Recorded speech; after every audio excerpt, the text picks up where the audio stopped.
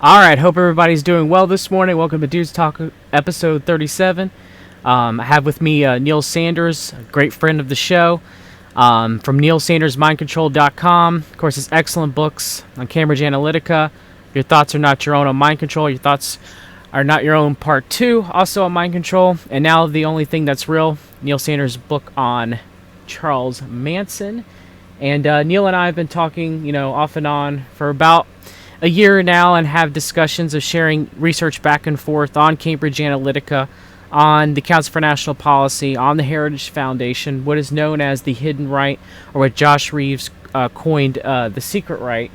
And I definitely appreciate Neil's work. It's very important, very in depth, of trying to expose this hidden nexus that many people are not accustomed to knowing exactly what it entails, because Alex Jones has told them, as most of the conspiracy culture, because it's controlled by the John Birch Society and the Council for National Policy in modern times, that it's only the Council on Foreign Relations, it's only the globalists, it's only the left with are part of the world order, and that is not necessarily the case. Neil, are you there, brother? I am. It's a pleasure to be back. Thank you very much. Yeah. So let's start with your work on Cambridge Analytica, if you don't mind. Can you briefly explain, who ran Cambridge Analytica, what Sure. actually Cambridge Analytica's operation was on Facebook, as far as trying to manipulate people to vote for Donald John Trump in 2016?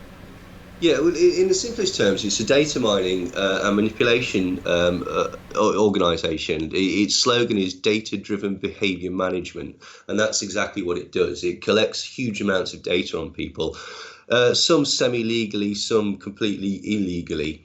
And what it does is it uses that to build a picture of you, and with once they've got a sort of large picture of you, and what we're talking about is something like akin to, for example, Alexander Nix, who was the CEO of Cambridge Analytica, he boasted that they have over 4,000 data points on every American of voting age, and they'll have a similar amount of data points on people in the UK and wherever they're employing these particular campaigns.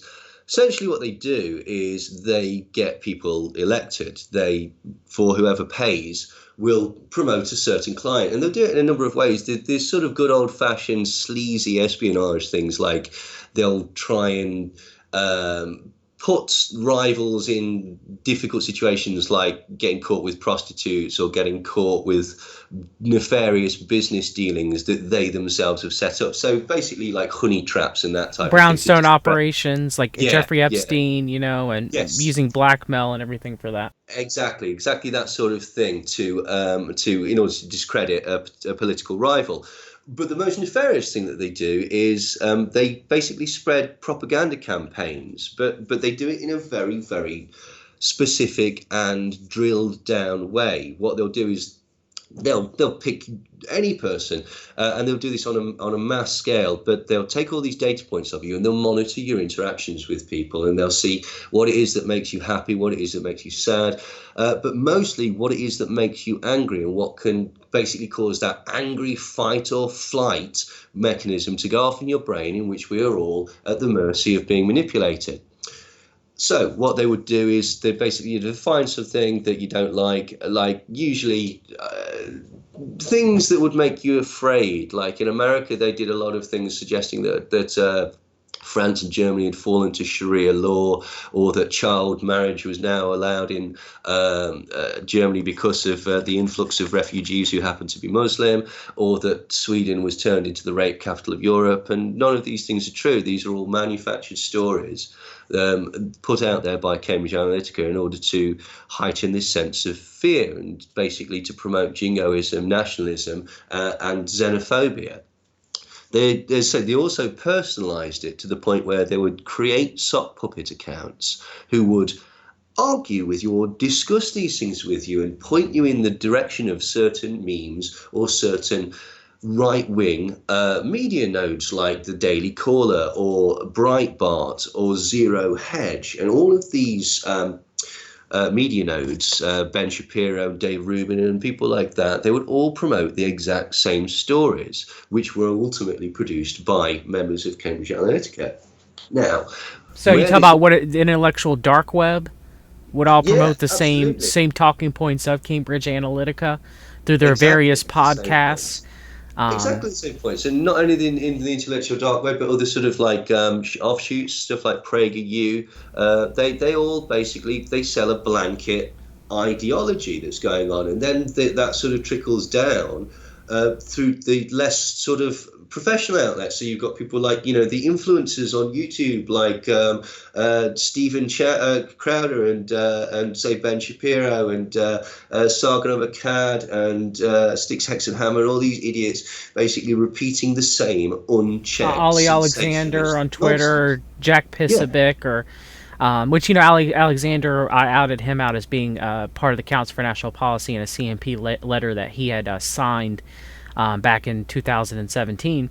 And you mentioned PragerU. Well, Dennis Prager, of course, has his show on Salem Media Group's media conglomerate, and of course Stadium Media Group with Edward Atzinger III and Stuart Upperson were both long-term Council for National Policy members. So hmm again, it ties into the CMP using any Heritage Foundation or any of the right-wing groups in that regard. You can even say Alex Jones, yeah, all of that, tying into pushing the same. You see the same narratives being put out by the same people, and that's absolutely. because it's almost coming centrally down from whoever's on the top on the right, pushing very similar narratives, whether it's true or false, whether people agree with them or not. Me being more having more nationalist standpoints, I'm not I'm legal immigration is fine, but illegal immigration, I am against. However, I will say, at least in the case in Europe, we did destabilize we didn't. The world order destabilized the Middle East that Of caused course. the influx of refugees. Well, again, but So this is this is a very subtle distinction. Well, not that subtle, but there's a distinction between immigrants, refugees, and illegal immigrants, true, and basically refugees yes. aren't But technically again, that's illegal immigrants. sort of mashed up to give this overall impression, and that's very you're exactly right, man. Because this is the point. The horrible thing is that when you look at all these particular media nodes that were creating this blanket sort of ideology, you'll find that they're all owned or financed by people like the Koch brothers or the Wilkes brothers in the case, or Dennis Prager, and this is pretty much uniform, like across the board. Turning Point UK is Koch brothers. Ben Shapiro was financed by the Wilkes brothers. Dave Rubin was financed by the Koch brothers. Glenn Beck was financed by the Koch brothers. Rush Limbaugh and Tucker Carlson, Sean Hannity and Laura Ingraham are all financed by the Koch brothers. Daily Caller is financed by the Koch brothers. Rebel Media is financed by the Koch brothers and the Mercers. This it's not even subtle, to be quite honest. Spiked Online is financed by the Koch brothers. All of these things exist to be a propaganda arm for big business, essentially for the elites. Now that's very, very strange. Okay, so this is what Cambridge Analytica does. Now, who is running Cambridge Analytica? Well, it was financed by Robert Mercer and Steve Bannon. Basically, Breitbart is also financed by the Koch brothers and Robert Mercer. Now, how did they do this? Well, they bought into a company called SCL. SCL was run by an MI5 spy called Nigel Oakes, and it was an offshoot of SCL to create psychological warfare on the populations of whoever they decided that they wanted to do their campaigns on. And they decided to do their campaigns to promote two very, very prominent things. One, the vote leave, to leave the European Union in the UK, and two, the vote to put in Donald Trump in America. Now, there is a problem with this, in as much as both of these things were pitted as anti-establishment, which really can't be the case for a number of reasons. The most pressing one being that Cambridge Analytica is a weapon of MI5. It's under export control by the British government. It has to be signed off by the British government before it is used, because it's under export control, which means that basically anything that it does is an arm of British foreign policy, which means that official British foreign policy was to leave the EU and to get Donald Trump into power in America. And the way that they did this was by using the media arms of billionaires like the Koch brothers and the Wilkes brothers, and then framing the entire thing as anti-establishment, which it most clearly can't be. Yeah, I mean, how many people on the right that were conspiracy theorists like Alex Jones or Jeff Rentz or I mean, how many people lockstep and moved for Trump in the 2016 election, just Absolutely. like lockstep to get, or people just in your standard conservative media, like Glenn Beck, or which was a never Trumper until the end, or even you could say the same thing about Mark Levin, but Rush Limbaugh and Sean Hannity and Michael Weiner were all for Trump initially in the beginning, so it wouldn't be like pivoting, towards, it was almost like all of a sudden Trump's our guy. And then, of course, you got the QAnon narrative, which I believe came from the CMP too as well, being pushed out there too to make Trump, look like he's against the deep state, and fool half of the, people who were, believed in the world order beforehand, including myself. I mean, I voted for Donald Trump. I was fooled until I learned about the CMP and the John Birch Society and learned I had been I had been taken for a fool, but it took a while. And some people, the mind control and the cognitive dissonance is so thick that they have problems admitting that they're wrong, that they've been fooled by these people. And then Cambridge Analytica was used against, used their own beliefs and own data against them. And they can't figure that out. Well, it's a psychological warfare method. This is the point. It's not like, if you were tricked by it, that's not a detriment to you, really. They've overthrown governments. They boast about overthrowing governments and controlling elections in over 100 countries. Like they say this on their website. They were responsible for the color revolution in the Ukraine. They were responsible for putting Bolsonaro in. They were responsible for the promotion of Salvini. They were responsible for getting Modi in India. They're backing Alice Waddell and Marianne Le Pen and the Brexit Party. In fact, basically, Alexandra Phillips, who is a member of the Brexit Party, was formerly Cambridge Analytica.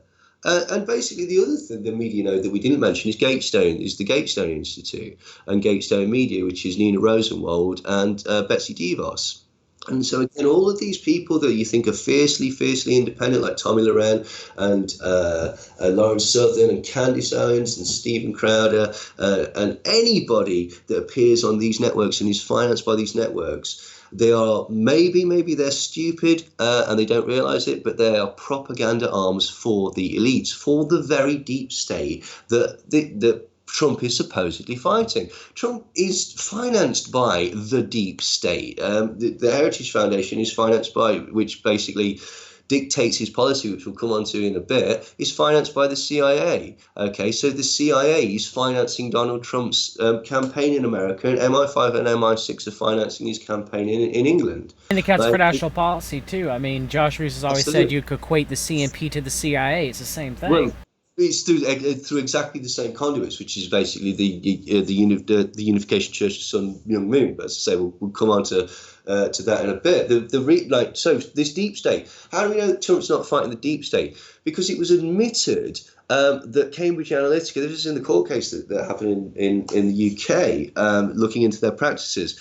They'd come up with the concept of building a wall, locking up Hillary Clinton, and fighting against the deep state as successful and promotional slogans for their candidate, whoever it was. At that time, it was Ted Cruz.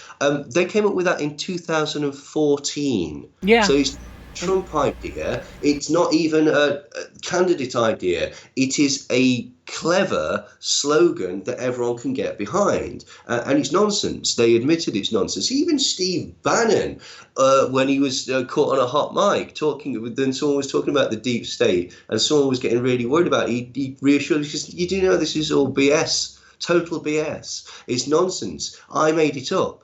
He admitted it. He was basically, as I say, Steve Bannon and Rod Mercer were involved with Cambridge Analytica, and then became very, very intrinsically close to Donald Trump's presidency.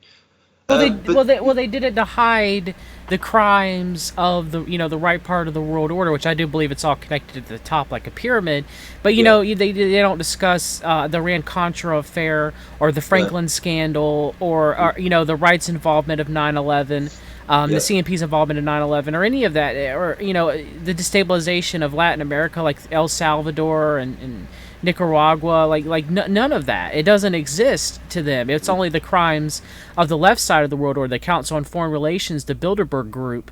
Their involvement in some of those, or if not all, their own versions. You could argue like Epstein or the yeah. Clintons or all that, but they don't mention it. So it's kind of like an obfuscation in a way that they keep you from seeing what the right side is doing, because they control majority of talk radio, they Uh-huh. control majority of Fox News, and they control majority of what is given to Christian churches in the United States, or even in the United Kingdom.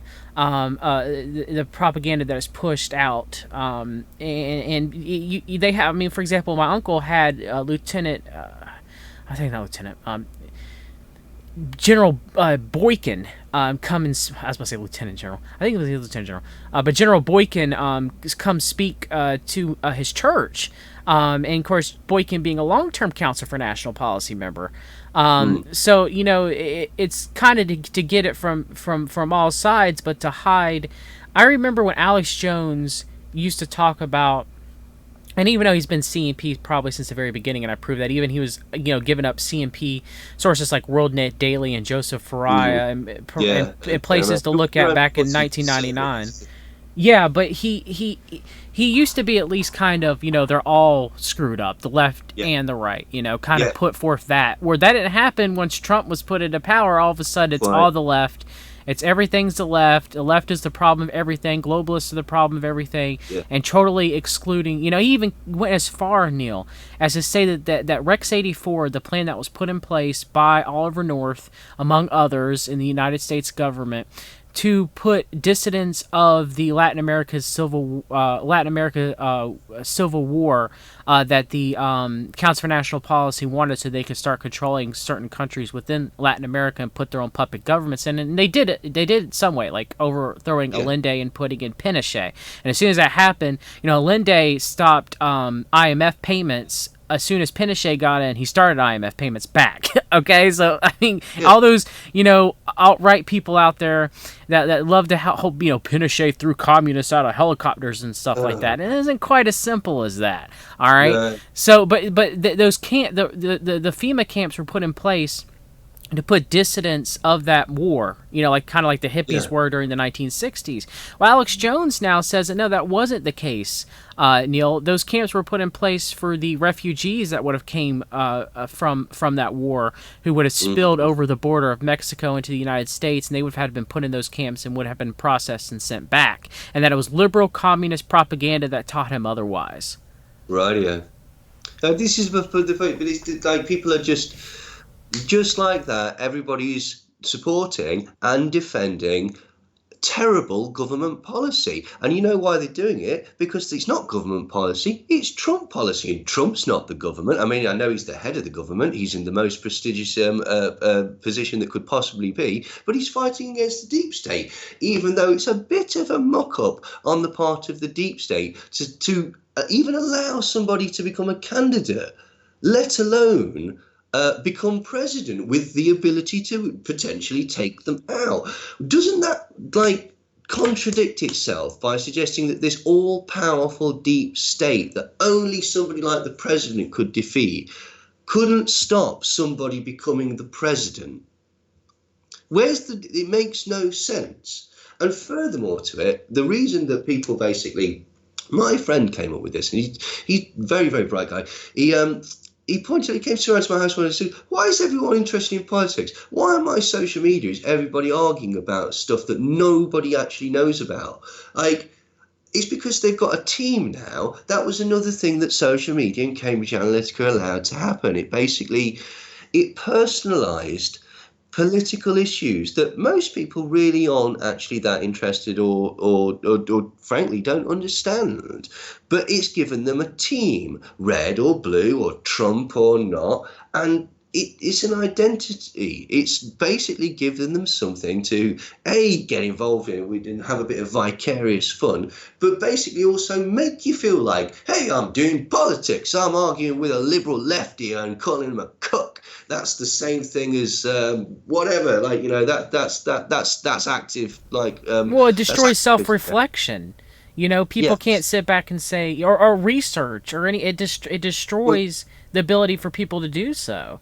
Well, the other thing is that basically social media has made it so that everybody feels that they need to have an opinion and that they have to have a say in something. You can't just let something go by on Facebook where someone says, no, I've got to put my 2 pence in, as if your opinion matters any more than that person's opinion. Just ignore it and move on. But the problem is, again, social media creates this echo chamber where that's all you're seeing. So it's the entire world. And so all of a sudden, oh my God, the entire world thinks this stupid thing. I've got to actually tell the entire world that this is wrong, and I've got to waste my Saturday afternoon arguing with somebody that doesn't fundamentally understand what he's talking about to try and bring him round, and I've got to have the last word because otherwise it looks like I've been totally cooked on the internet. And all of these systems, which were, let's not mock about, let's just do the shorthand, were designed by the CIA. They are combining with these things, and it's mimetic warfare almost, basically.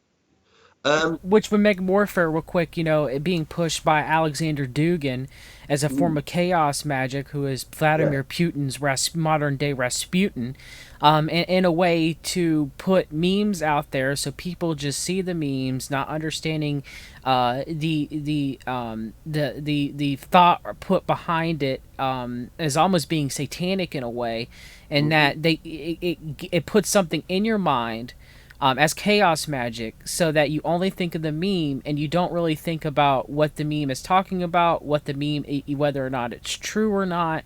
None of that. You just go based off of the mimetic warfare that you're fed.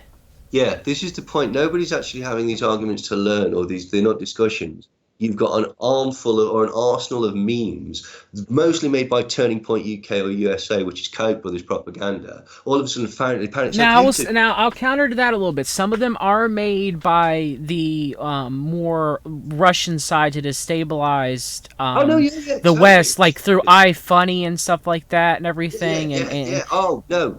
Don't think that this is just one side.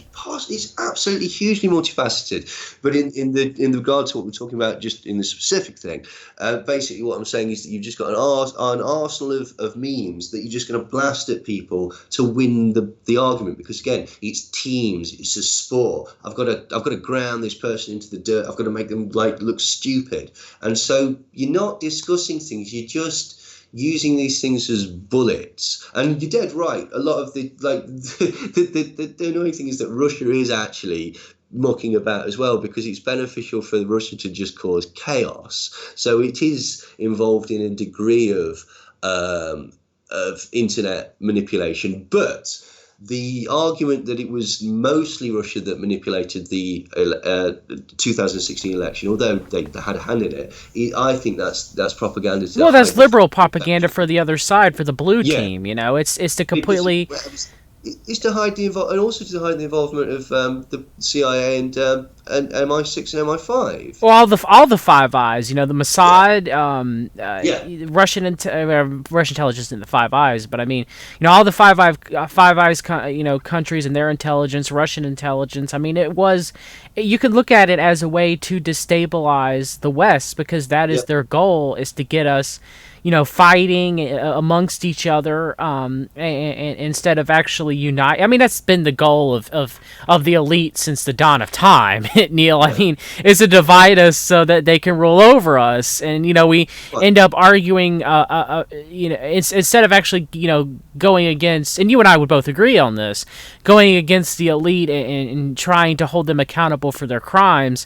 Instead, we're arguing amongst each other using these memes. Even did you Right. see where the Velociraptor meme has been traced back directly as being from the Central Intelligence Agency of the United Oh, States, like directly? And no one liked the Velociraptor meme; it was horrible. But yeah, it yeah. was released in the WikiLeaks data dump that it was tracing, directly back to the CIA.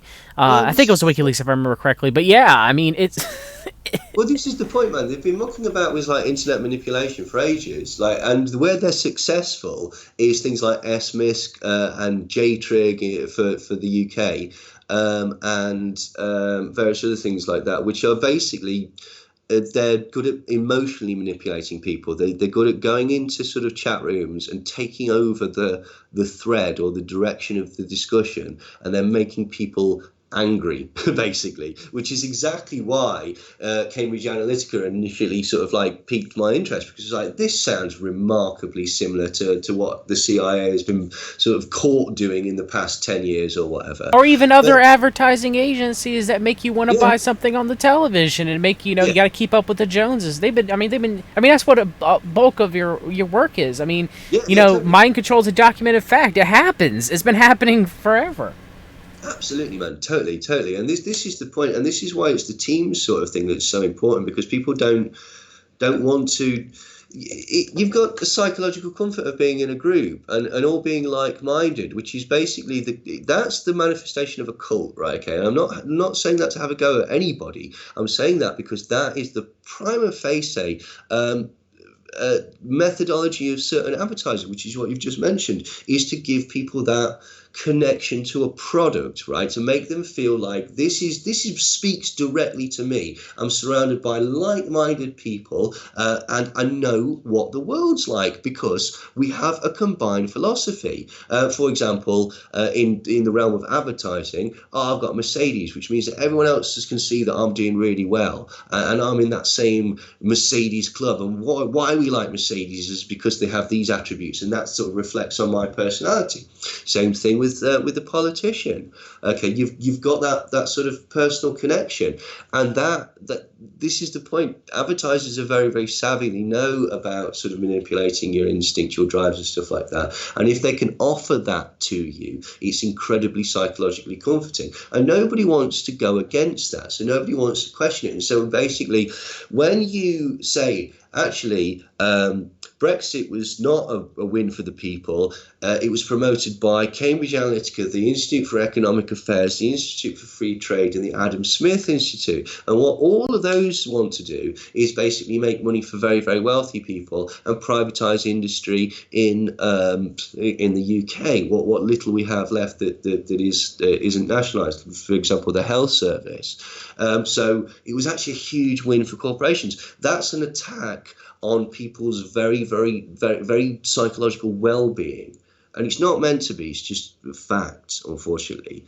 But this is the point, people have brought it up. Same thing with Trump. Like, basically, this whole thing, you've basically seen, like, yesterday, a massive win for corporate America and corporate USA, because the Heritage Foundation, which is Koch Industries, and all the banks and all the hedge fund managers like the Mercers and all the people connected with Israel that you don't like Sheldon Adelson and all of these people, these are the people that have driven the think tanks that promoted Brexit, okay? And these are the people that have driven the think tanks that have promoted Donald Trump. Do you think they did that to just for once they're going to be just sound and just be really, really cool to people? Do you think they did it for their own benefit? And that team thing has gone so far in America, where basically the impeachment trial, he admitted it. He admitted the abuse of power, okay, and the obstruction was by not allowing any witnesses and not allowing any of the subpoenaed documents, and by refusing to testify himself. He admitted it. Mulvaney admitted it. Giuliani admitted it. Dershowitz admitted it. The Democrats presented such a solid case that he had done the thing, that he released the transcript showing that he had done it before admitting to having done the thing that he did live on television, that the Republicans had to change their defense from "he didn't do it" to "yeah, he did do it, but he's allowed to do it," right? if you do not give any witnesses, do not testify, do not allow any of the documents to be looked at, instigate a smear campaign, and employ two attorneys who previously had helped get off a paedophile who works to entrap people for the CIA and Mossad, namely Jeffrey Epstein, that doesn't scream innocent to me, okay? So basically what people have done there is totally abandoned everything that essentially the Constitution stands for, and you've been tricked into believing that that's a moral act. It's not. It's just basically because you didn't want your team to lose. And so what you've done there is you've basically allowed now they're going to go heavy with it. Like the Heritage Foundation, who already put out an article in the past few months saying how well they've done, because the mandate for leadership, their internal policy recommendation booklet, Trump has already put into place over 60% of what they asked him to do, which is tax cuts for the wealthy, rolling back the water protection, rolling back the protections against fracking for BP, not doing anything about Flint, Michigan, also now allowing for companies like coal mining and stuff like that to dump industrial waste directly into the water. He also upped drone strikes. He also put in a law that basically said that you don't have to report civilian deaths in drone strikes. And he's also basically just said that you can we're now going to start using landmines again. All of these things are terrible things, and most people, again, that support Trump probably don't know about those things. And when you do tell them about it, they'll just basically do some mental gymnastics and go, well, I trust Donald Trump because I trust him, which is circular logic. And this is the point, is that team thing. It's this utter nonsense where people have been tricked into basically, again, supporting government corruption.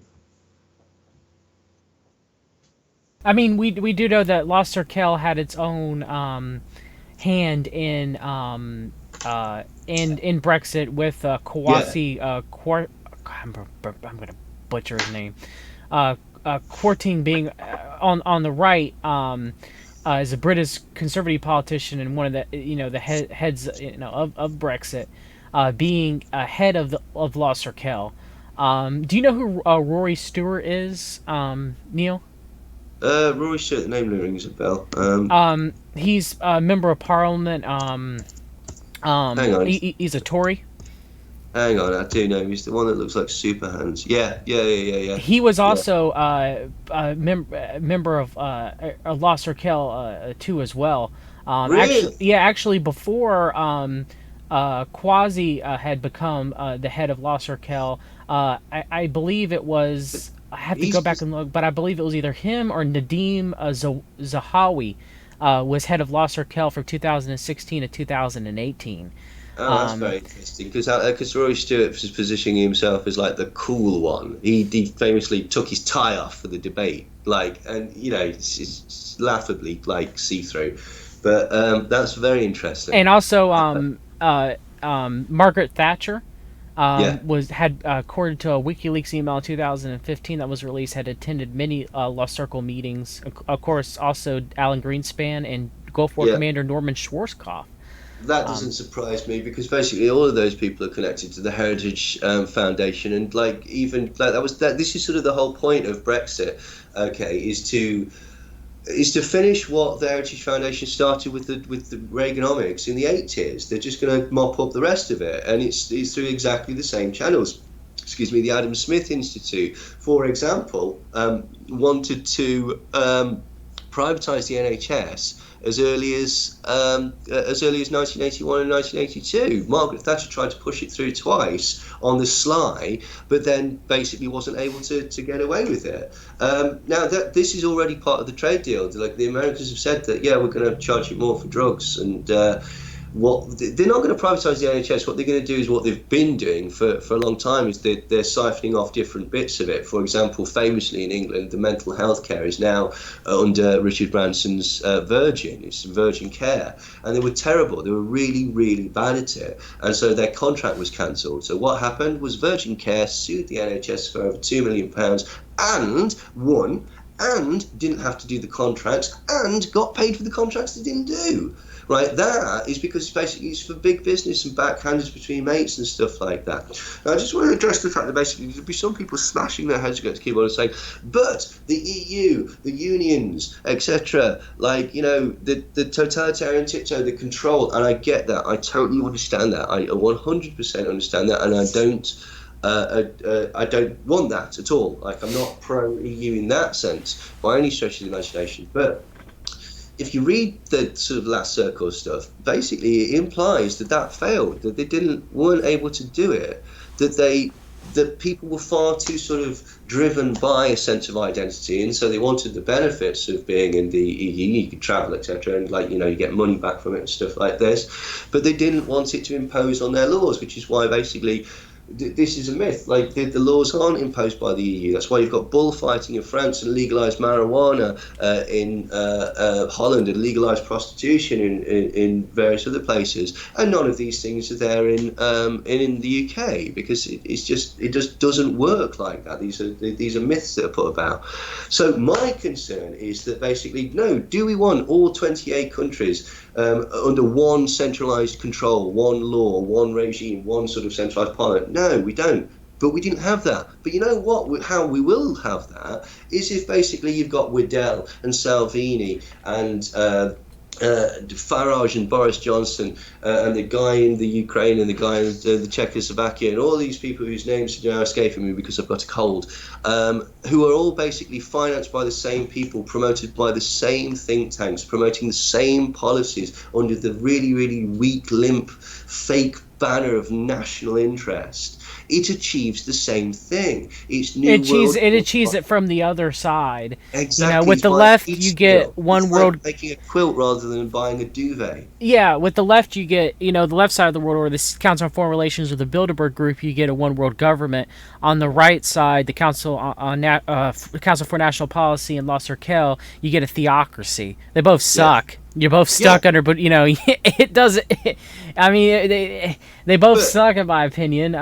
You know, but you're absolutely right. But again, to go back to this logic that basically we're say fighting the New World Order, we're breaking free of the New World Order by leaving the EU. Well, who knew that it was it was so simple as to basically just vote?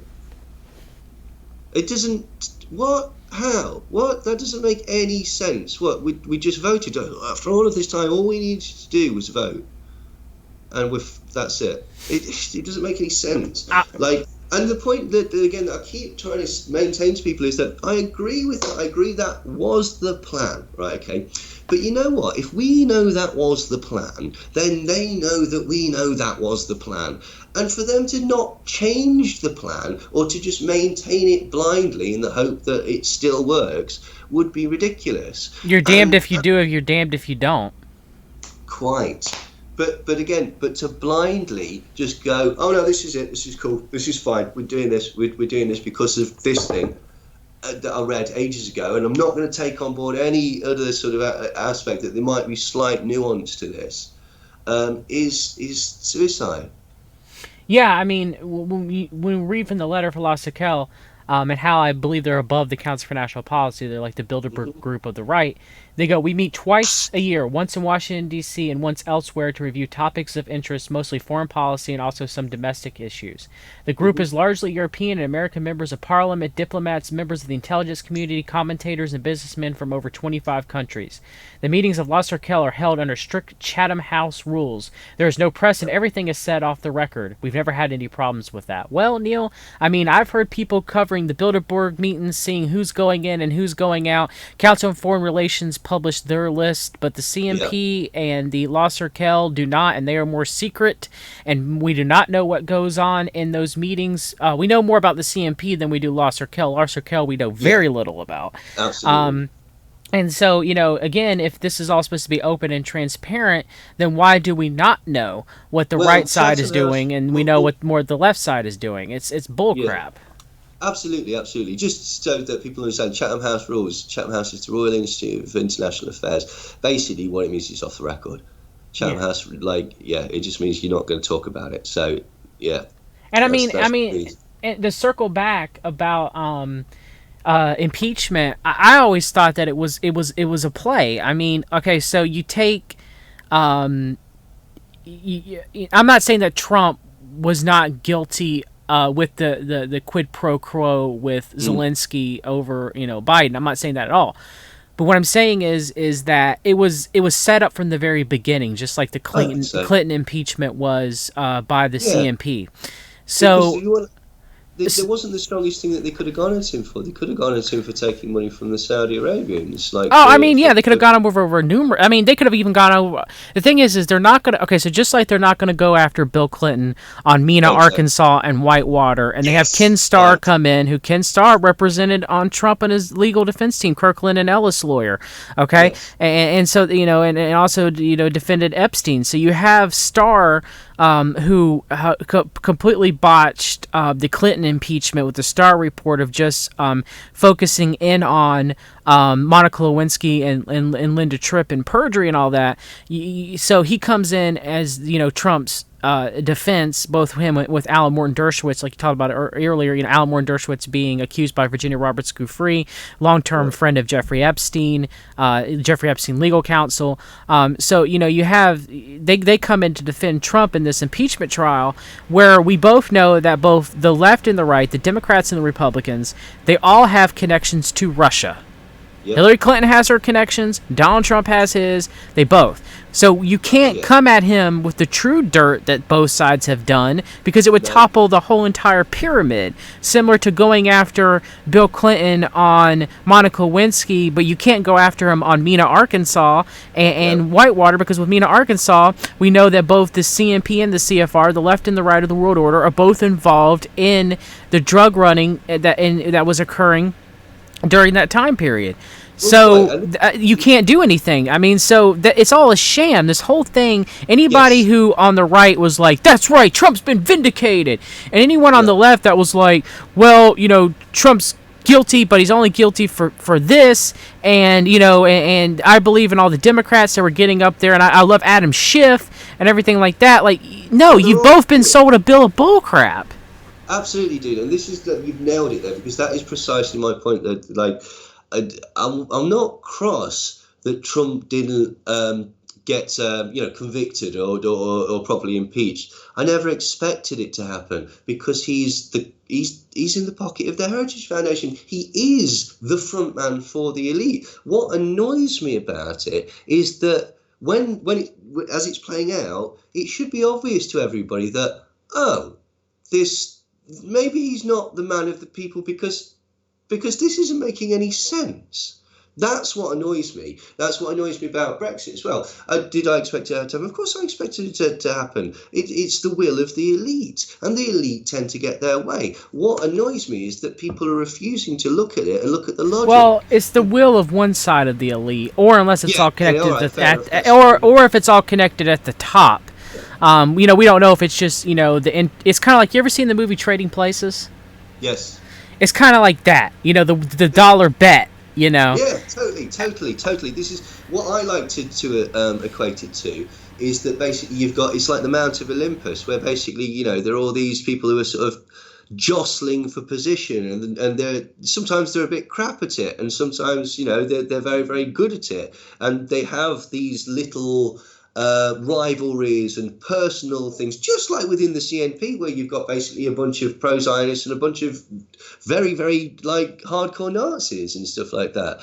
So, and not as a pejorative, as a sort of, they. No, you do. You have the Regnery family versus the Regnery family versus Mark Levin, for example, or David Horowitz. The Zionists and the white nationalists make very strange bedfellows. Because in the elite, none of this matters. Just like the Rothschilds worked with have funded the Nazis. I mean, among other connections, but it is what it is, It's bizarre when you get to that level of it. When I found out that basically a lot of Palestinian organisations were liberation organisations in Algeria ones as well, were financed by Nazis and stuff like that. Like what's his name? Junou, the guy that financed Carlos the Jackal. He financed Palestinian groups just because he hated Jewish people. Like the world's a very, very complicated and nuanced place when you get down to it. It's crazy. So yeah, you're right. I think perhaps I have been a bit not explaining that. Yeah, there are on both sides totally. No, you haven't. You haven't. I'm just reiterating that point because to go on with your point and points that I've made too about how everybody's rah go team when both teams are guilty of cheating in the game. Okay, yes. And you're 100% right. They might have disagreements and rivalries. We all do. We're human beings. But when it comes to their team winning or the league commissioner winning as a whole, as in NFL, football being rigged, for example, and stuff like that and everything. I mean, it is what it is, So, I mean, I agree with you. It's more complex. People always want to think it's one thing or the other. It's not that. It's a combination of of everything. So that's how what it ends up leading to is that's why when you really look into it,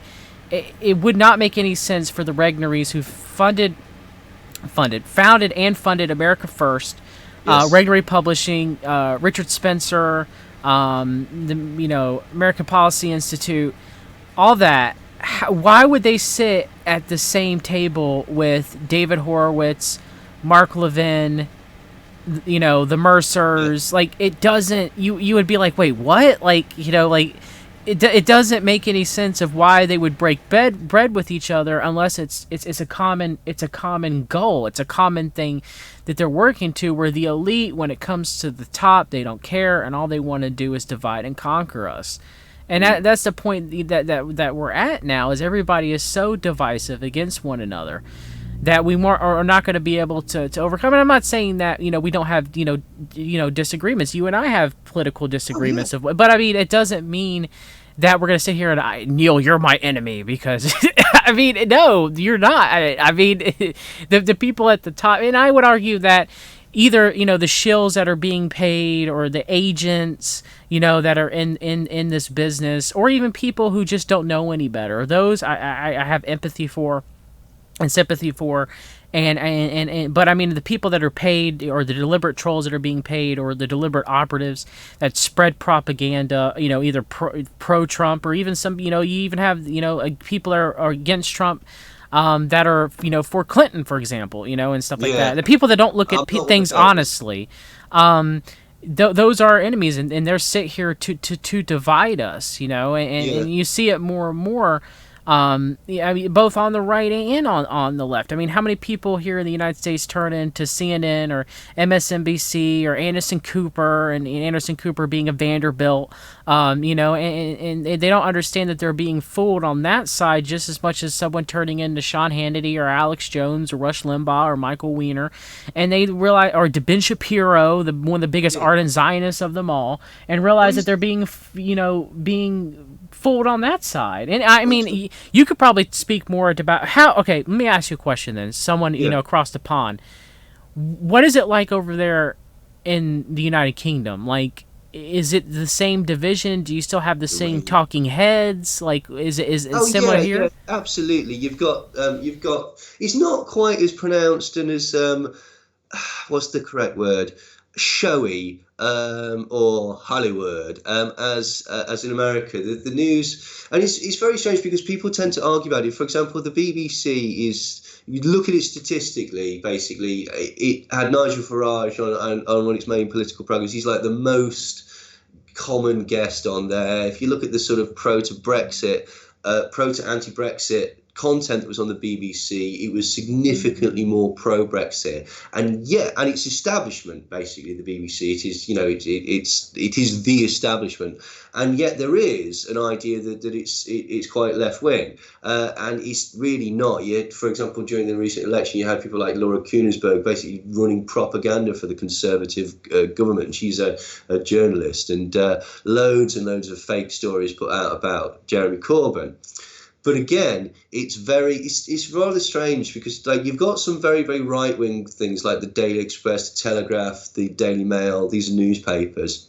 And you've got a couple of things, the Guardian and the Mirror, which are very, very which are considered left-wing. They're not like communist or anything like that, but they are left of the spectrum. And the thing is, they're all been infiltrated at one point by sort of there's a thing called D-notices, which means that basically things tend to have to go past the Ministry of Defence. So stories don't get out in the same way. You know how the media works, basically. In the 20 years that I've worked here, I've never once had to change my opinions. Well, that's because bosses like your opinions. That's why. CNN, for example, during the Gulf War, had embedded in it about 1,500 CIA operatives, and they were writing stories, basically propaganda, and putting it out through CNN. CNN would be considered to be a left-wing organisation. It's a corporation that basically panders to left-wing markets, and the CIA would be considered to be a right-wing organisation, bearing in mind that it was founded out of Skull and Bones by Alan Dulles, who used to basically work as a lawyer for Nazis. That it's the same thing, basically. It's nonsense. It's this left-right divide. It doesn't really exist other than when it's useful for directing people against one another. Very much so, Neil. So it is like that over there in the United Kingdom. Yeah. I figured it would be. It's just not as in your face. No, it is. It's just done in a slightly different way. Okay. Just American media is different to. It's more colourful. It's more bombastic. Hey, y'all's parliament's more colorful and bombastic than our Congress. So. No, quite. It's just slightly different ways of presenting it and stuff like that. But I mean, it's the way that they could continue. Selling. I mean, look at Tulsi Gabbard, for example. Here, everybody loves Mama Tulsi, both on the right and some people on the left. However, she was a Council on Foreign Relations member for 5 years, and she is a big proponent of Modi. She is a darling to the CMP on the left, in my opinion, in a lot of ways. What we were saying about teams, though, this is the point, right? Because basically, once you adopt somebody to your team, well, you'll forgive them certain things. I'll give you an example, right? There's a footballer who was very, very popular when I was growing up called Paul Gascoigne, and he's a genius footballer. Okay, but if you ever went to see him play live, right, he was dirty. He would kick the other players and elbow them in the face and cheat, essentially. Now, I've seen guys that play twice. Once when basically I was on his side, and I totally excuse that. It's just he's just passionate. He just wants to win the game. And once when he was playing against what would be considered my team, and I was just well, he's a cheat. He's an absolute cheat. And, it's as simple as that to manipulate somebody. As we were talking about earlier, get them to feel that they're part of something bigger than themselves. And do forgive all sorts of things. Of course, obviously, some things are unforgivable, and people lose their fan bases. I'm not saying that, but people will forgive an awful lot depending on how much you've invested into it. Yeah, very much so. Neil, I'm only going to keep you here for an hour because I know you're ill. We'll definitely do this again, brother. Okay. Is there anything else that you want to discuss real quick? It's been an excellent show, man. I've loved it. I love doing this with you. Your research is top notch. Is there anything else you want to discuss for a few minutes? Well, just that basically, this concept of we were talking about it a bit off air. This concept of the connection to the sort of evangelical church via Trump, and the connection to his Middle East plan, and why that's important. That's been sort of floating around recently in a few places. Which is I'm surprised that people are sort of picking up on that. I mean, never once have they mentioned the CMP. They'll mention John Hagee, and they'll mention Jim Baker. Yeah, absolutely. I've even heard a couple of people mention R.J. Rushdoony and stuff like that. Mm-hmm. But, who was an early CMP member. Yeah, quite. I mean, this is the point when you start digging about. I'm sure, your audience is well aware of this. Yes. Just sort of anybody that's listening to this newly. The long and short of it is that the Cambridge Analytica, as well as being connected to MI5 and being implicated, basically being the driving force between getting the Leave vote passed and getting Donald Trump in, they are sort of bolstered by, as we were said earlier, think tanks like the Institute for Economic Affairs, the Institute for Free Trade, and the Adam Smith Institute in England, and the Heritage Foundation in America. And this is a very, very elite group that basically came out of the John Birch Society, which was another sort of elite Christian organisation. That was very, very suspicious of anything on the left wing, to the point where basically they were kind of behind the promotion of this idea of the communist world threat, which is really interesting to me, because basically all of a sudden everybody's saying, oh, this is communist, and this is communist, and this is communist. It's like, I had somebody trying to explain to me that Gillette was communist the other day. Why the spread of communism was occurring, it was almost to cast shade, of course, or set up a false. You could argue. You could even argue the McCarthy hearings were that with Roy Cohn and everything. Yes, Roy Cohn. But the John Birch Society, though, there is some. Eustace Mullins, a former John Birch Society member, and Josh Reeves both believe that it was Rockefeller funded. So the Rockefellers actually funded both sides, both the left and the right. In the JBS and I will say this for Robert Welsh, he did start to go. After some, there's some things that the John Birch Society, like even the CMP, that I do agree with some of their stance, even though I think the CMPs were false. Where the JBS is a little more murkier of whether or not they were legit or not. But Welsh, he did, he started talking about the Illuminati influence in the French Revolution, for example, and the Jacobins and everything. Like, he started branching away from communism.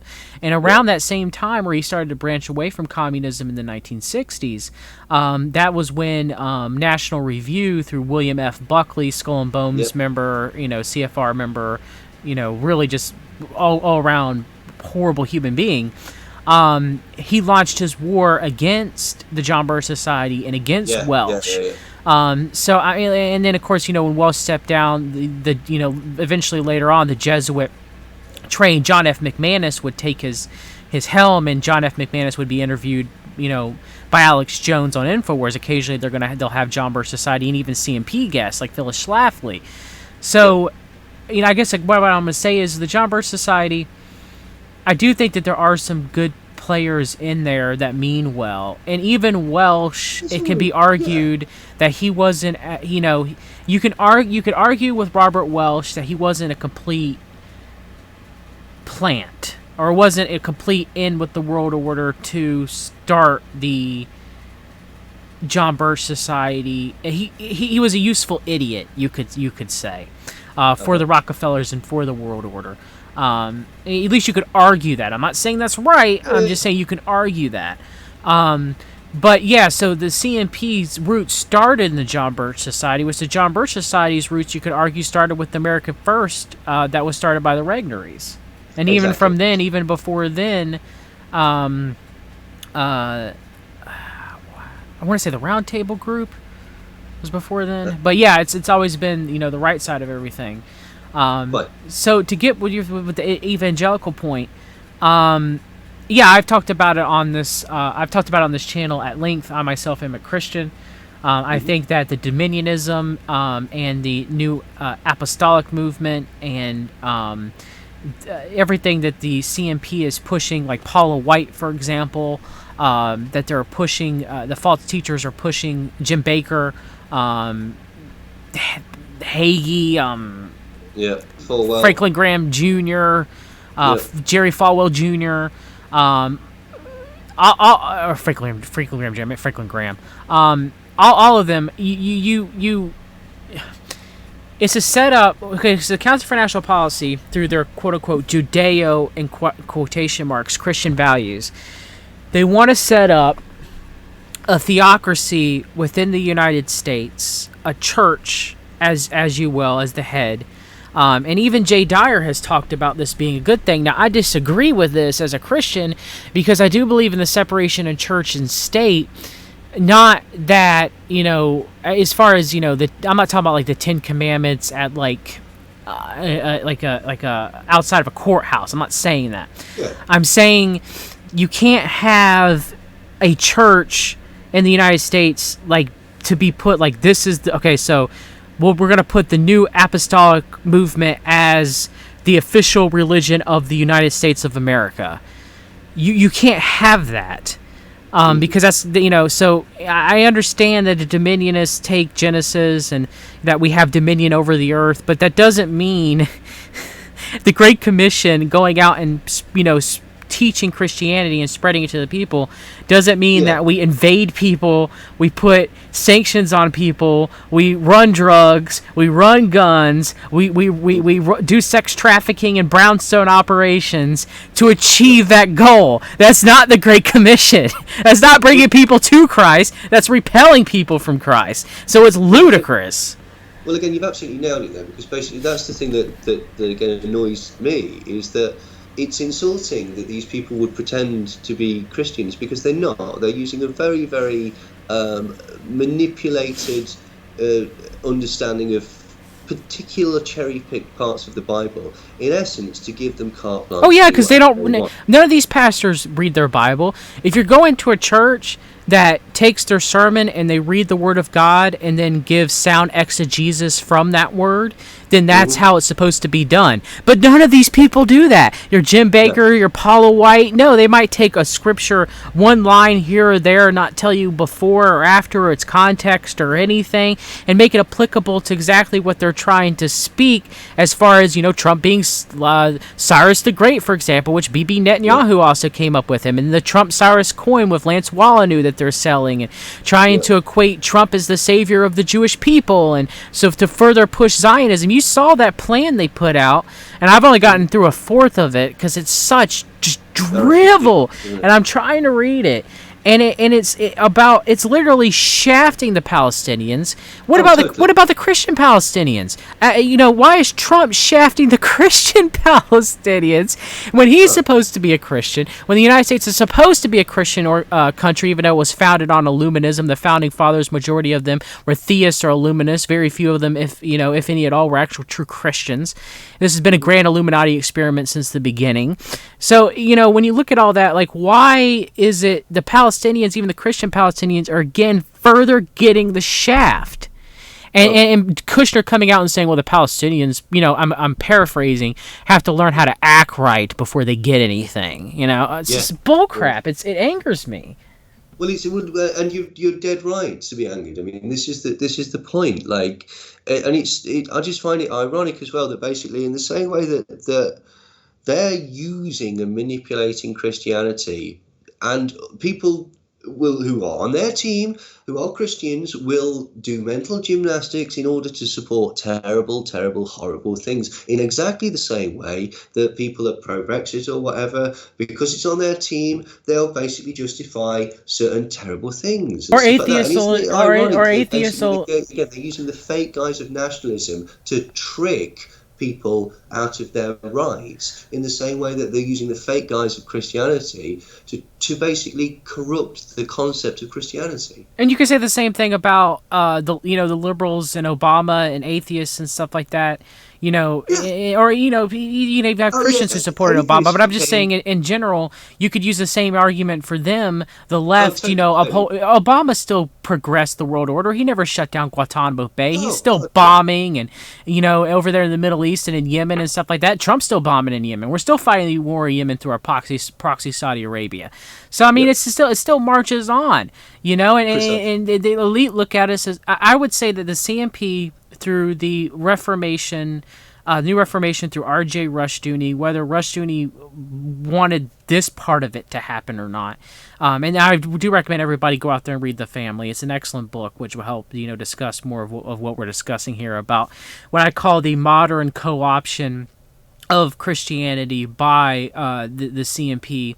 And the right to make it more dominionist and everything, what they call the new awakening or the new modern Reformation, is that they instead of people reading the Bible and people being very knowledgeable in their Bible and actually reading it and learning it and stuff like that, that doesn't happen anymore. People have gotten away from that. So instead they have people telling them what they want to hear, what they want to think. It's almost mind control, but from a demonic almost like level at these churches. And so they do it whatever they need to justify and push forth their agenda which is them, taking over the Middle East. I mean, it was, Left Behind, Tim LaHaye and stuff like that and everything.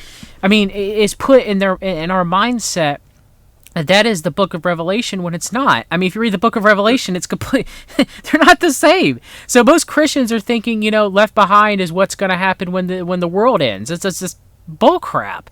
So it's just people have gotten, especially Christians in the United States, they're bought in to think that Trump is their Messiah, that Trump is their Savior. Well, as a Christian, my only Savior is Jesus Christ. So, they look at him. I mean, look at Q. Look at how much they're pushing it, that Trump is the Savior of this country, that he is the Cyrus the Great. He will save the Jews. He will save us Americans from the deep state, from the evil satanic deep state. I'm not saying that it's not satanic, but I'm saying it's a mockery. It's mock. The elite are mocking us. All over, Christian or non-Christian, American or non-American, they are mocking us with all that they do. It's backhanded, and it's mind control. So it's the same technique, though, like as you just said there with the Left Behind series and people not actually reading the Bible, but assuming that is accurate. It's exactly the same technique with all these memes that are put out, all these concepts that are put out, all these ideas of who is actually controlling it, or who the deep state is actually supporting. It's a bait and switch. It's giving you one thing to look at. And relying that you don't actually check the source material because you trust that so much, basically, and it's just interesting. It's just struck me that it is the same technique throughout all of these things. Just deliver something and rely on them not actually checking the source material. I mean, isn't that what it boils down to, Neil? Is no one actually using critical thinking and living in cognitive dissonance and spiritual blindness and apathy and not going on their intuition and not researching or anything, just that's a funny meme and stuff like that and everything, or that meme makes me feel a certain way, so therefore it has to be true, and Trump's taking back America from the godless heathens like Obama and the Muslims and the Council on Foreign Relations, so therefore he has to be our guy, and he's a true Christian. He's gonna, I mean, last time I checked, unless Trump had a miraculous being reborn or being born again since when he talked to Frank Luntz in 2015 when he says that he never asked God for forgiveness. Remember that Norman Vincent Peale was Trump's mentor. Of course, he's again power of positive thinking, don't read your Bible type preacher, where everything name it, claim it. If you ask in the name of the Lord, it shall be done. Where if you read the Bible, that is not the case. I mean, that look at Trump. He's still. I have evangelical family members, and they're fooled. Not all of them. My uncle isn't, but a lot of them are. That Trump is, their guy putting forth what it's bull crap. Well, what's really strange as well is that basically, he's been he's been anti-abortion in the past. He's been friends with the Clintons in the past. He actually railed against the Clinton impeachment. I think he was critical of George Bush. He's basically adopted every single political position that he could. Now, what's really, really interesting is that basically Giuliani was blocked from being a presidential candidate because of because he wasn't a born-again Christian, apparently, according to Republican Gomorrah. That was not. It wasn't just that he. But with everything with Blumenthal, you got to take it at a grain of salt, though. Yeah. Well, it's a good book, but Sidney Blumenthal's son, you gotta take it. But he did not get vetted in 2008 by the CMP. Giuliani did not. You're right about that, though. Right, okay. And so they went with John McCain. So this would be on the understanding that he had Sarah Palin running as his running mate. Now, they had Pence, obviously, but with Trump, there you go. Go ahead. But even so, with Trump, they have again moved even further away from their own sort of internal morality. Well, not necessarily because they put Pence in. That was okay. So Trump, my opinion is Trump wanted his good friend Chris Christie, former governor of New Jersey, as his vice president. The CMP said, for our blessing, for us to vet you, you have to take Mike Pence. Yeah. Because Mike Pence, they groomed. Trump, they vetted. You could say the same thing about Sarah Palin and John McCain. They vetted John McCain. They groomed Sarah Palin. No, I get that. I get that. It's just that if you compare Rudy Giuliani to Donald Trump, um, Donald Trump is more problematic than Rudolph Giuliani. It's just he's more saleable as well, isn't Yeah, he? yeah. Even though Giuliani, covered up for 9/11 and covered up for the West Point abuse scandal, he's got his own crimes that could be taken Yeah, down. But I see what you're saying, though, that Trump is more sellable to the general public that's the because point. he was on The Apprentice, and and Well, he. yeah, if you'd have said a year ago, like a year prior to his audition with the CNP, oh yeah, he'll be the pick for the CNP. What, the adulterous, mobbed up businessman that never actually sort of even come close to pretending to be Christian, and apparently had the speeches of Hitler. Well, maybe it was that. Maybe it was that. Maybe it was the speeches of Hitler on his bedside table that persuaded them. Who knows? That That's Ivana a joke. Trump I'm had joking. made the allegations. I mean, but then again, Trump, but then again, is that a bill of goods that we've been sold? And Trump's connections to Roy Cohn, and Roy Cohn being a Yeah. part of the Yes, that's a CNP, good and point. And his dad's John Birch, isn't he? yeah, founded John Birch. He was in the Council for National Policy. Cohn was. Is it a possibility when Alex Jones says that Trump has been groomed from this position almost since birth by his father and by Roy Cohn to be president and to be put? Is that all a ruse too? That's how deep this goes, Roger man. Stone was there and Manafort. No, this is actually, yeah. No, I think you. Yeah, I'd actually. You. Yeah, I'd side with you on this one. No, no, no. I mean, I could see it your way too. People are arguing. Is Trump vetted by the CNP and Pence was groomed by the CNP, or was Trump groomed also by the CNP? You can't, you could argue both sides, man. And I'm trying to, just try to argue both sides in that regard. But it's difficult. And that proves how deep this is, man. That Yeah, even when man. you're reading primary sources, that sometimes even you can't tell where the con begins. It's tough. But that's the point, isn't it? We're digging about, aren't we? We're trying to, like, you can't really ever say, oh, I've figured it out conclusively. Like, I mean, I'm not. I don't really know what the end goal is. As far as I know, it's they're trying to bring about the the second coming of Christ. What will they Which they do if will that really fail. They happens? will fail. But it's just, Yeah, I mean, that again with the CMP, some factions of the CMP, even within the CMP, like Tucker Carlson, for example, yeah, or Joel Skousen, the Skousen family, powerful Mormon family, they want war with North Korea to hinder China. They don't want the Iranian war to destabilize the Middle East, at least on yeah. appearances, okay? They Uh-huh. don't want that. The Regnery family who backs Tucker Carlson, they don't want that. They want to destabilize China with a war with North Korea. And you could say it's the opposite of people like um, the Mercers or um, uh, um, Mark Levin or Ben Shapiro, that they want that Middle East destabilization war, Uh-huh. either for Israel or to try to force a second coming of Christ. It kind of Yeah, like the Left Behind. So even within the CMP, you have people warring about which one that they want to do. And that's why some definitely. people will be for the war in North Korea and some of them will be against it, and vice versa with Iran. So it's very interesting. It's never as cut and dry as even probably you and I. It's so probably even complex that you and I, or even other researchers, will never completely ever wrap their Yeah. head around it. Oh no, that makes sense. That makes sense to me. That's yeah. No, you're dead right as well. I mean, we're trying to we're in best guess scenario a lot of the time, aren't we? Even when you've got sort of the proof, so to speak, you've got to be wary of it. But yeah, I mean, it's crazy, and is astonishing to me is that very few people are sort of interested in it. As you know, you've done through your own research and mine too. The thoughts are not their own most of the time. They're brainwashed. They're mind controlled by their emotions and not by their logic or not by their thinking. I mean, that's what happened to me. If you asked 2014, John, I would have told you, well, the next president is going to be the one that milks the golden calf of the United States for the very last time, meaning the economy is going to grow up and then it's going to tank very harshly.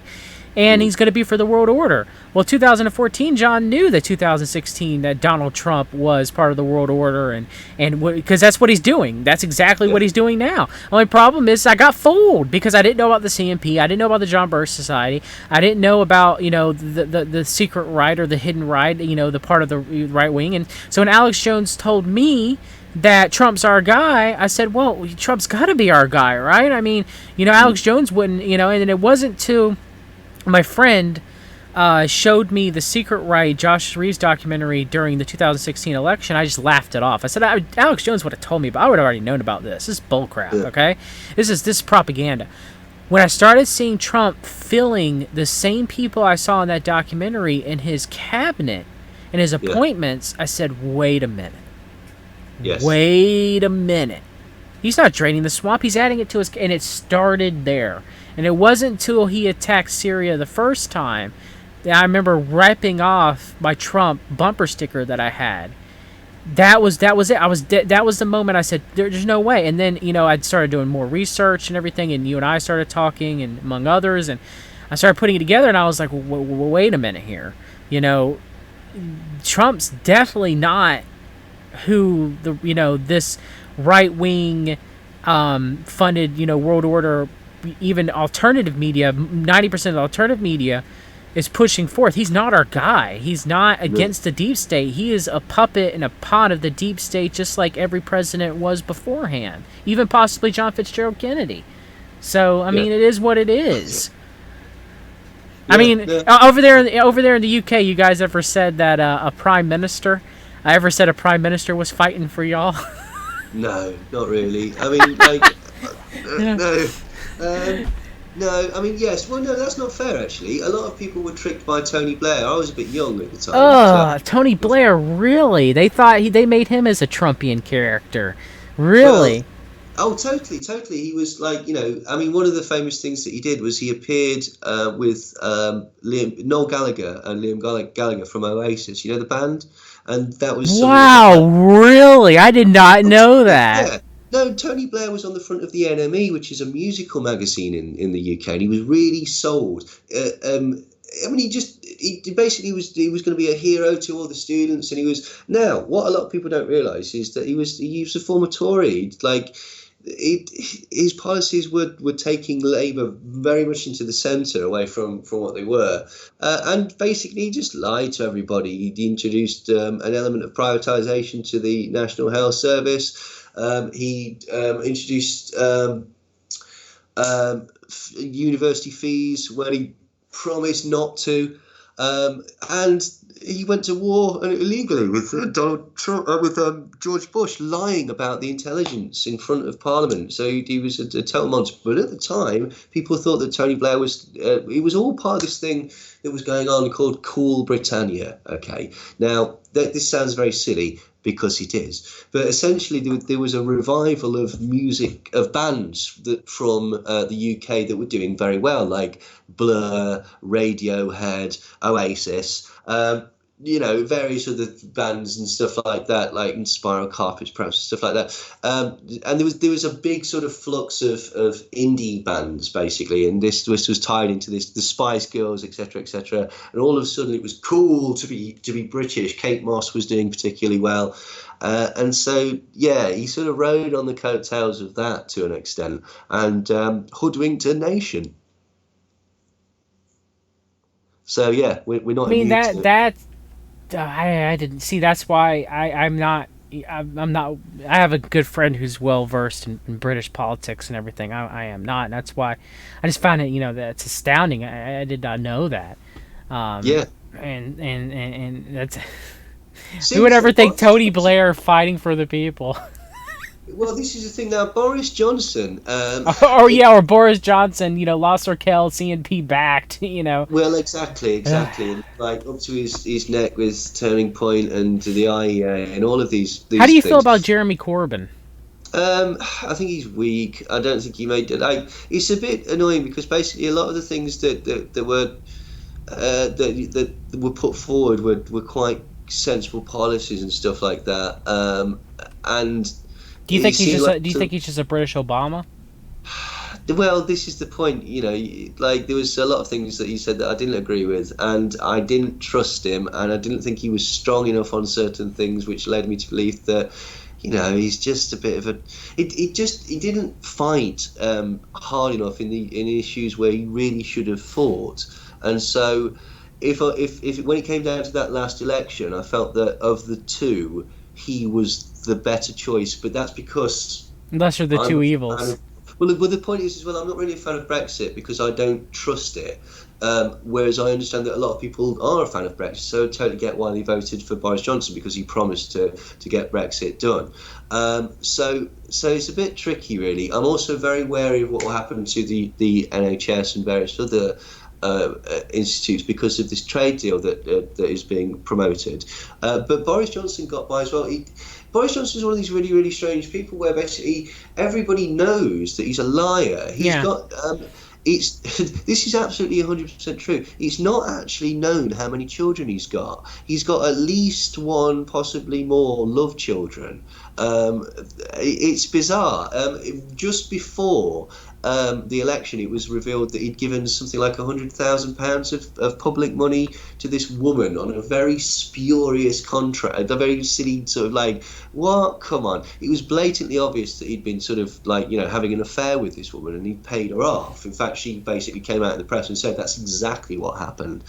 And strangely, Boris is, people just go, oh, that's Boris. I mean, listen to me calling him Boris. That's a mind control trick. It's Boris Johnson. He's not actually. He's Alexander Boris Johnson. Yeah, this is the point. But he's spent many, many years cultivating this image of being. He's kind of like the British Donald Trump in a lot of ways. Very much so. Very much so.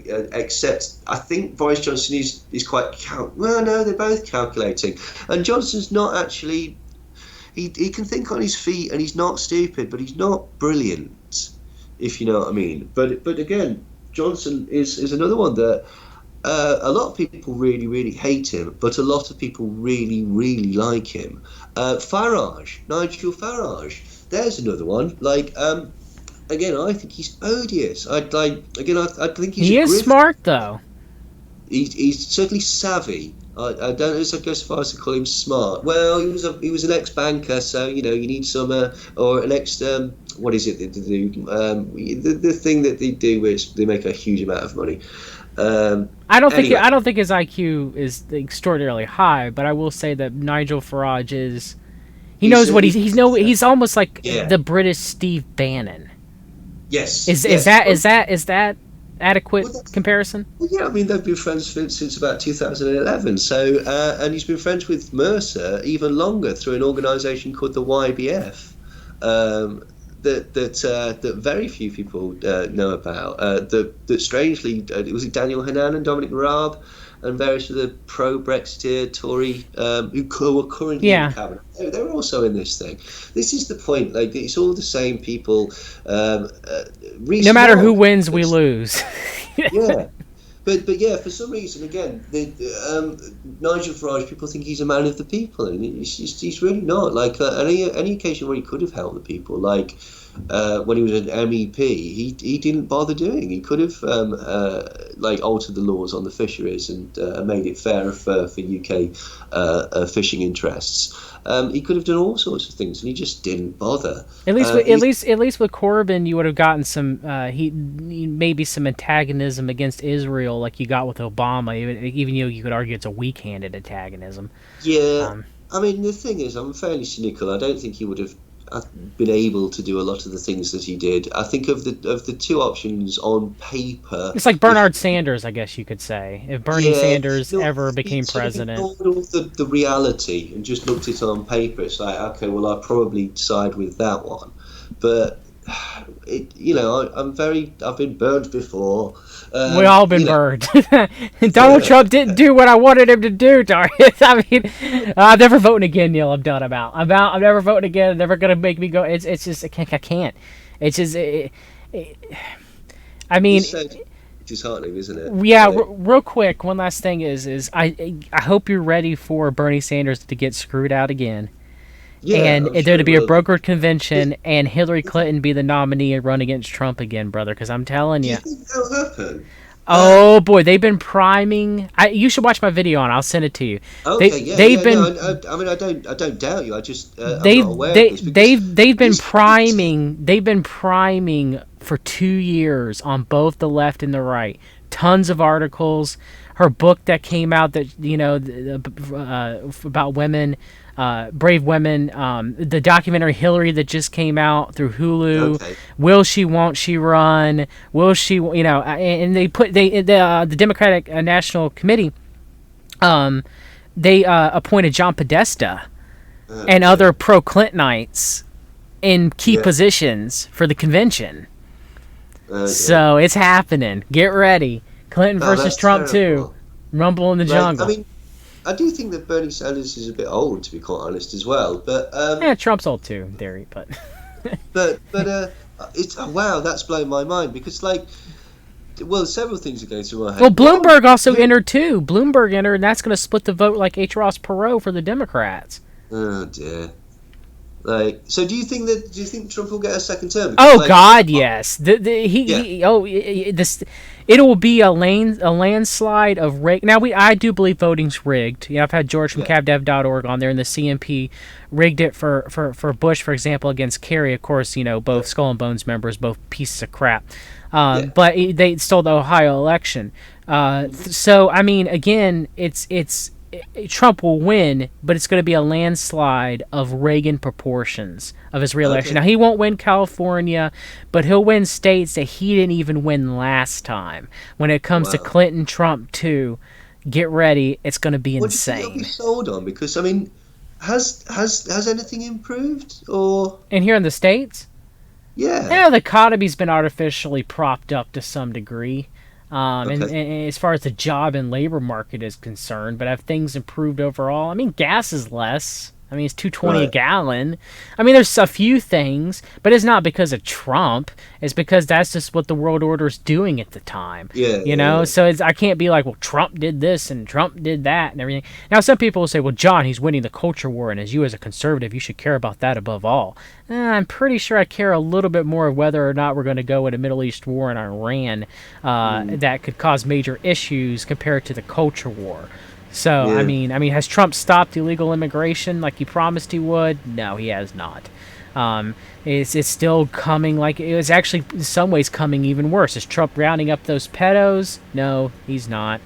Is Trump, is Hillary Clinton going to be arrested and tried? No, she isn't. Nothing that he promised in the 2016 campaign. And the people really honestly care about the wall. You can argue whether the wall, but I mean, the stuff that he really pandered to his base, is it getting done? No. Really. I will say this: at least we didn't join the TPP. Yeah. I mean, at least that's one thing. That's one thing. That that would have weakened the United States, in my opinion. The West in doing so and joining the TPP.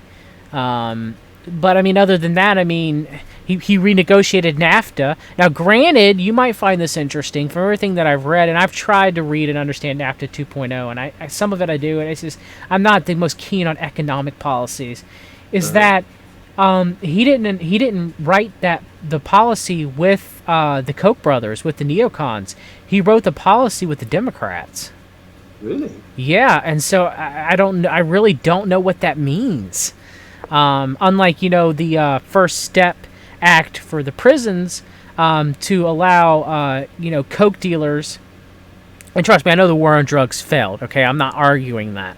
Yeah. But for them to allow, people that, dealing marijuana or selling marijuana, whatever, fine. But if you're, dealing heroin or coke, there's probably some more crimes associated with that, all right? And that was a Koch brothers bill, to allow them back on the streets. And my guess is to sling more of this heroin and fentanyl and stuff like that the CMP, the China and everything, everybody's involved in. It's the new drug running that was done in the 80s with crack cocaine into the black ghettos, but this time it's primarily targeting white people. So, again, it's just... I mean, it never ends, It's like... But, yeah, NAFTA 2.0... it did. The neocons and Koch brothers weren't involved. Supposedly, they were shut out. It was done with the Democrats. I don't know what that means. I just thought you might find it interesting. Yeah. No, I don't know what that means, like, either, to be quite honest. But yeah, it's worth having a bit of a dig about. But yeah, no, I say this is the funny. I suspect that Donald Trump will win again. It's rigged for him to win 100%. Who he's backed by, and yeah, he's done 60%. But the point being, like, especially if we get Hillary Clinton versus Trump too. I mean, it's gonna be so embarrassing for her. Why would you do it? Because okay, so this is me speculating of what's going to happen. I think that Trump needs a win in a landslide so that if they do the Middle East war, okay, Trump has to go, well, I won the popular vote, I won in a landslide, and I didn't lie to you about these other times that, like Soleimani, even though he did, or about Syria strike and the gas attacks and everything. I'm not lying. This is really, we have to go to war with Iran. A false flag has just happened. It is real. We have to. And he'll have the support to, that's what all this is set up for. This is the point. That's the problem with him, with the second term, is that basically he can do whatever he wants. Yes, and that's what they set this up for, is another false flag to get us into a Middle East war. And so him to have all the Q, disciples of Q fold, and half the truth movement fold, and the Republicans fold, and look, he escaped impeachment. He's honorable. This has to be right. And everything. And of course, what to frame the fraud election in running Hillary Clinton, which everybody on the left hates, and when she screws over Bernie Sanders yet again, they're not going to vote for her. They're going to hate her more than ever. They're not. Yeah. They may hate Trump. I mean, that's how it's going to be framed. Even though the votes electronically tallied are all designed, and put forth by them, but that's the narrative they're going to run with, and that's why Trump is going to win an overwhelming landslide of Reagan proportions. They're going to frame it as the conservatives were pissed over impeachment. They backed their guy. And they're going to frame it as Hillary stole the election from Bernie yet again. Yep, makes sense. What's your opinion, on John Bolton and Mitt Romney, both of whom we know to be CNP, seemingly coming out against Donald Trump? It goes with the narrative. It goes with the narrative that the CNP may have been behind the impeachment in the first place. Okay, just like they were behind the impeachment of Bill Clinton. The bows, just let him know that we can oust you. That, or it was to make him look. It was to exonerate him, to lift him up. To basically just to keep this narrative that he's oppressed and nobody will give him a fair chance and he's such an underdog and blah blah blah. Now, if the impeachment would have gone through and he would have been convicted in the Senate, that would have been to install Mike Pence as president, which they groomed. But that didn't happen. And I said there was only about a 10% chance of that happening. So, my guess, again, was my original narrative, was that it was all just to strengthen Donald Trump into the election and make him look like, hey, that Russia crap, that was fake. Fake news. Yeah. Yeah. What do you look at it, Neil? It's very easy to sort of to present it in such a way where they tried this, that failed, they tried this failed. Yeah, they've such a poor job. I mean, look who represented him: Ken Starr, Alan Dershowitz, Pam Bondi, who got a donation after she decided Florida not to be joined in the case against Trump University. Yeah. Back in the mid 2010s. So I mean, the corruption is just so out there and blatant, isn't it? That's what's so annoying. Definitely is. All right, Neil. Well, I definitely want to thank you for coming on, brother. Especially with you having a cold and power through it. You were great. You were great. No, thank you very much. No, it's been a pleasure, man. It's always a pleasure. Delighted to do this anytime. Oh, definitely. Take care. I'll talk to you soon, Neil. All right, guys. All right, Take bye. care. All right, that's the great Neil Sanders. I definitely recommend that you visit his website, neilsandersmindcontrol.com. Purchase the podcast, a complete collection that he's done on Cambridge Analytica, or purchase his book. Very excellent information. Purchase his book on Charles Manson. Now the only thing that's real is both of his books on mind control. Your thoughts are not your own, and thoughts are not your own too. I've read all of Neil's books. They all are excellent. And Neil's blog, of course, his information he's put forth on the Heritage Foundation, the information that he's put forth on this Council for National Policy, the information he's put forth on Cambridge Analytica. The links are all in the show notes. I cannot thank Neil enough for coming on. And yes, we may disagree on our political beliefs, him being more leftist and me being more on the right. But that doesn't mean that we can't expose the world order together, or that we have to be at each other's throats or anything like that. We can get along and we can have discussions, and it's the same with me and George from cavdev.org. It doesn't have to be, everybody who has the same political identity that you talk with, that's trying to expose, the crimes of the world order. And that's where they have us all at our throats about is, I wish there were people that were on the right like me that think that this is important. But many do not. And because of that, I get called a leftist. I get called a communist. I love communism and blah, blah, blah, blah, blah, which is none of that is, I'm a Christian. Best I could say as far as my political beliefs are concerned, I hold a lot of right-wing political beliefs. I do hold some left wings, though. I do believe in the Environmental Protection Agency, for example, and I'm angry that Trump changed for the Clean Water Act. And Neil is right about it. So stupid. Allowing more fracking chemicals and stuff like that to be allowed into the drinking water. And some people can say anti-war is a leftist view, but not always. You can have anti-interventionist, which I am. An isolationist, which that can be a conservative thought too. And framed in that regard, I am against war. I am pro-life as a Christian. I am anti-illegal immigration. Pro-First Amendment, pro-Second Amendment. I do believe, though, however, that regulations against corporations are needed to some degree, but they can't be abused. And I do think free trade is just another term by the elite and the bankers and the Zionists to do whatever corporations do whatever they so choose. So yeah. But I lean strongly right on most of my opinions. But I do think that there are some I am more moderate or left, and very few of my beliefs. But that's it for the stream. I'm going to have some more episodes with you coming up in the future. Another one with LBRY. Probably in the next week or two. Another one with George from cavdev.org, hopefully in the near future. Another stream with Neil, probably in a month or two. Another one with I'm tired. I'm sorry, you guys didn't sleep well last night. Greg McCarran from The Antidote. Probably this week or so. Me and Greg will probably do another stream.